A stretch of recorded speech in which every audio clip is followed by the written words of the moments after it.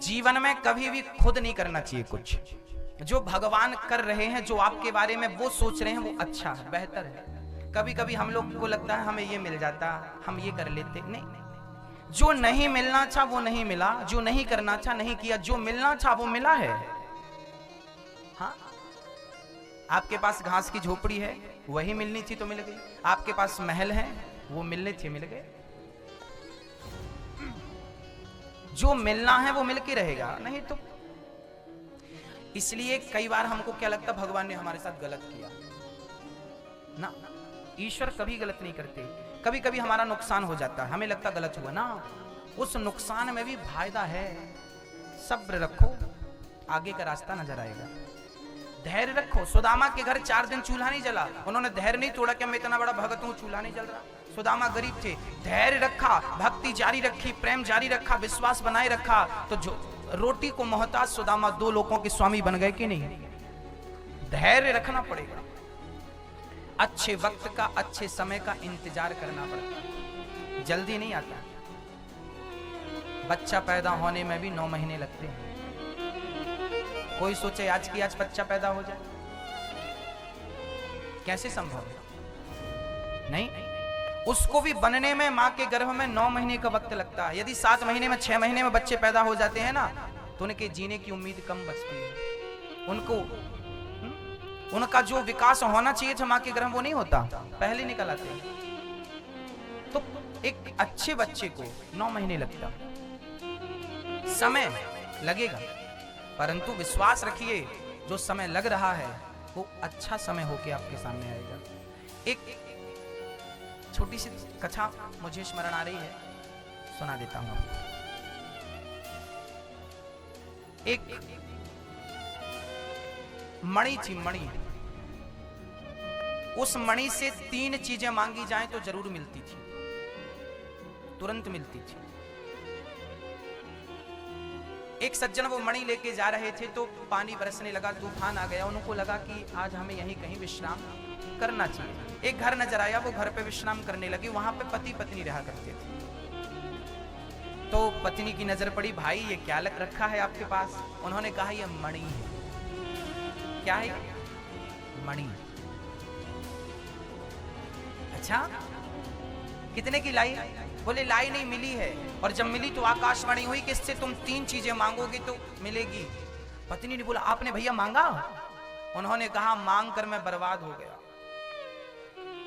मांग कर मैं बर्बाद हो गया। ये मणि जो देती है ना, वो सारा सुख चैन हर करके देती है।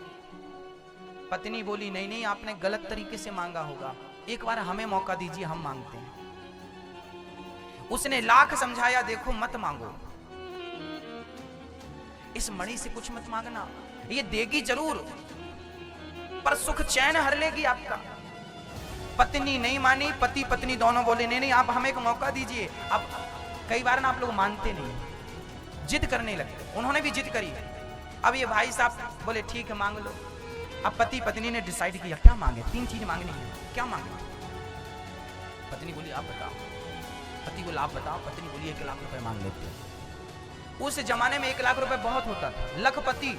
ये बहुत साल पुरानी घटना है, ये घटना है या कल्पना है, लेकिन इससे संदेश बढ़िया मिलेगा। बहुत पुरानी घटनाएं हैं, आजकल 200-50 करोड़ और वो 1 लाख। पत्नी बोली 1 लाख रुपए मांग लेते हैं। पति बोला ठीक है मांग। पत्नी ने कहा हे मणि जी, हमें 1 लाख रुपए मिल जाएं। कहा मणि जमीन पे गिर गई। तुरंत 5 मिनट के भीतर दरवाजे पे किसी ने दस्तक दी, दरवाजा खोला, आपके लिए 1 लाख रुपए। किसने दिया है? बोले आपका बेटा सेना में था, शहीद हो गया है, शहीद हो गया है, उसके लिए राजा ने 1 लाख रुपए पहुंचाए हैं आपके लिए। अब तो मां छाती पीटने लगी, विधाता क्या किया? मेरा बेटा, बेटे के मरने के 1 लाख हैं, ये मिले तो, पर किस प्रकार से मिले? आपकी अनंत इच्छाएं, आपकी इच्छाएं ही आपके सुख चैन को हर लेती हैं। इस बात पर गौर कीजिएगा। अब दूसरा वरदान मांगना था। अब क्या मांगे? अब तो बेटा मर गया, अब क्या? अब मणि से मांगो, हे मणि जी मेरा बेटा मुझे लौटा दो। तुरंत दरवाजे पे दस्तक हुई। माँ मैं आ गया। माँ ने कहा कहाँ है बेटा तू?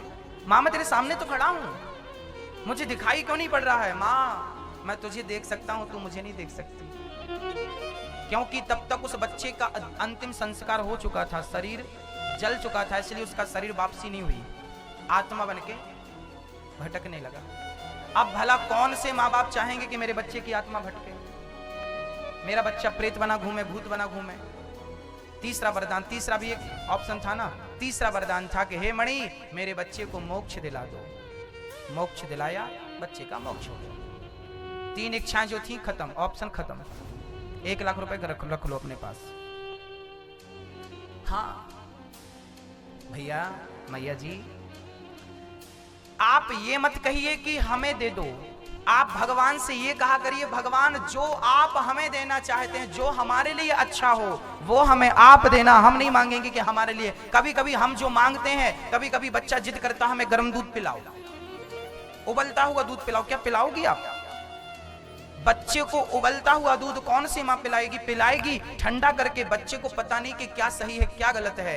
बच्चा तो आग की भट्टी की ओर चला जाता है, उसे पता नहीं कि यहाँ खतरा है, चला जाता है, उसे पता नहीं चलता क्या सही क्या गलत है, पर उसे पता है कि क्या सही क्या गलत है। इसलिए कहता हूँ कि आप कुछ मत मांगिए, बस भगवान से ये कहिए कि विधाता जीवन में मुझे वो देता चल जो मेरे लिए सही है, बस वो देता चल। मुझे नहीं पता कि मेरे लिए क्या सही है और क्या गलत है, मुझे नहीं पता। इसलिए भगवान से क्या मांगना है क्या नहीं मांगना हमें नहीं पता, क्योंकि हमें प्रेजेंट पता है, फ्यूचर पता नहीं। हम आज को देखते हैं, आज को जानते हैं, कल को नहीं जानते, पर कल को वो जान रहा है ना।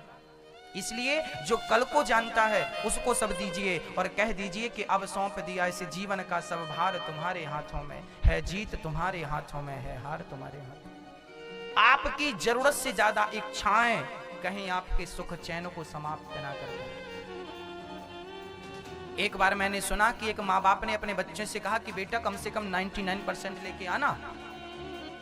प्रेशर दिया बच्चे को, लाना लाना लाना लाना लाना, बच्चा नहीं ला पाया, उसे लगा नहीं लाया अब कैसे मुंह दिखाऊं, आत्महत्या कर ली उसने, मर गया। एग्जाम के जब रिजल्ट आपने देखे होंगे तब ये केस अक्सर देखने को मिलते हैं। माँ बाप का टॉर्चर, माँ बाप की इच्छाएं बच्चे की जान ले लेती हैं। आपकी इच्छाएं बच्चे की जान ले गई कि नहीं? कि आपको 100 नंबर की कामना थी, बच्चे को अच्छे परसेंट से आप देखना चाहती थी, उस पे उसके दिमाग पे प्रेशर बना, मर गया क्या?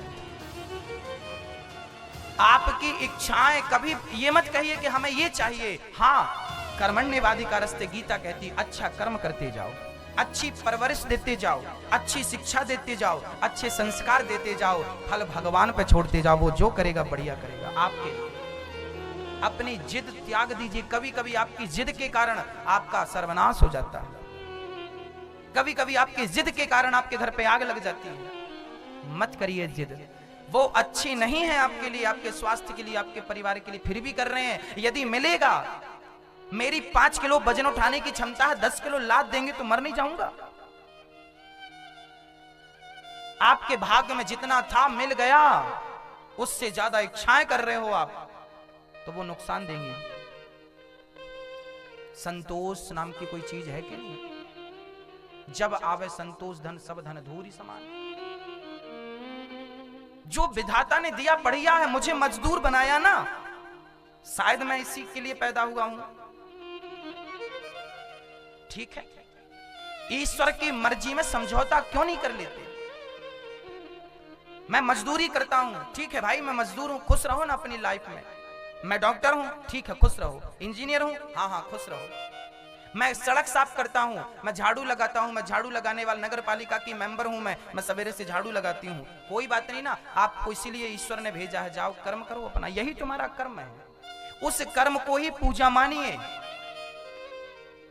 जहां हो बुरे नहीं हो, मेहनत करके 2 रोटी कमा रहे हो अच्छे हो, पाप करके चोरी करके करोड़ों कमाने वालों से आप अच्छे हो कि झाड़ू लगा रहे हो। कम से कम खून पसीने का तो खा रहे हो, मेहनत का तो खा रहे हो। ईश्वर ने जो दिया है आपको, फटी साड़ी दी है उसमें खुश रहो, 100 रुपए की साड़ी पहनने लायक हो ना उसमें खुश रहो, क्योंकि खुशी 1000 की साड़ी पहनने से नहीं मिलती।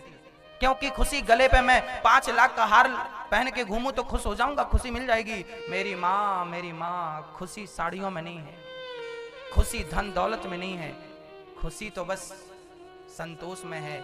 मेरे पास जितना विधाता ने दिया बहुत है मालिक, तेरा धन्यवाद। मैं तो इसके भी योग्य नहीं था, कम से कम तूने देखने को आंखें तो दी हैं, चलने को पांव तो दिया है। अरे उन लोगों से पूछो जो लोग अंधे हैं, आप तो फिर भी देख रहे हो ना।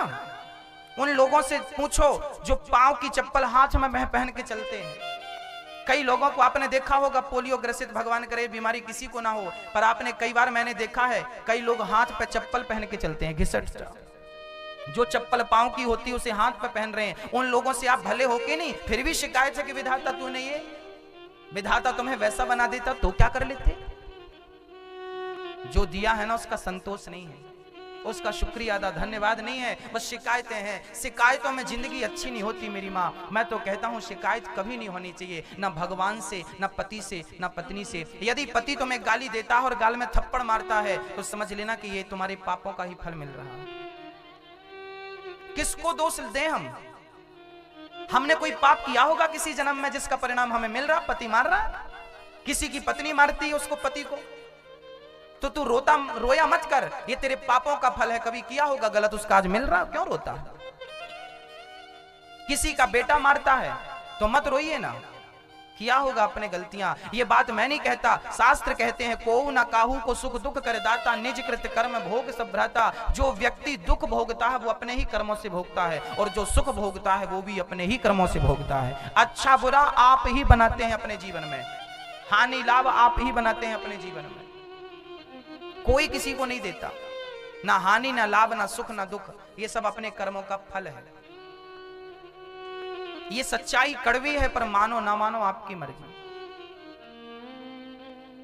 जो मिलता है हमें अच्छा या बुरा, सब हमारा ही अपना है किया धरा। अच्छा किया था तो अच्छा मिल रहा, बुरा करेंगे तो जो बोया था वही ना काटोगे। पेड़ बोई बबूल का तो आम कहां से आए?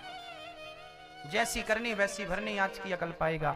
जहां हो, यदि तुम बीमार हो तो भी भगवान का धन्यवाद दो कि विधाता लोगों को कितनी सारी बीमारियां होती हैं, तूने मेरी बड़ी बीमारी इतनी में टाल दी, तेरा धन्यवाद। तूने जो दिया उसका शुक्रिया अदा करो। बढ़िया है विधाता, बहुत बढ़िया, जो मिल रहा बढ़िया। शिकायत करने से क्या होगा? रोइए, फिर बैठ के किनारे रोइए। पूरी जिंदगी जा रही है रोते रोते, किस लिए पैदा हुए वो ये भी समझ में नहीं आया, बस रोते रोते मर जाओ, ये जिंदगी है। शिकायत करते रहो पति अच्छा नहीं, पत्नी अच्छी नहीं। बेटा अरे कभी तो कहो कि अच्छा है, भले कोई अच्छा ना हो, मन को अच्छा रखो, सब अच्छा, मन तो अच्छा हो। और शिकायतें कभी मिटेंगी नहीं। जिनकी सोने की लंका थी उनकी शिकायतें नहीं मिटी, तो तुम्हारे घर मिट्टी के शिकायतें नहीं मिटने वाली। श्री नारद जी महाराज ने कहा, महाराज मैं दासी पुत्र था, मेरी मां बर्तन धुलती थी घर घर,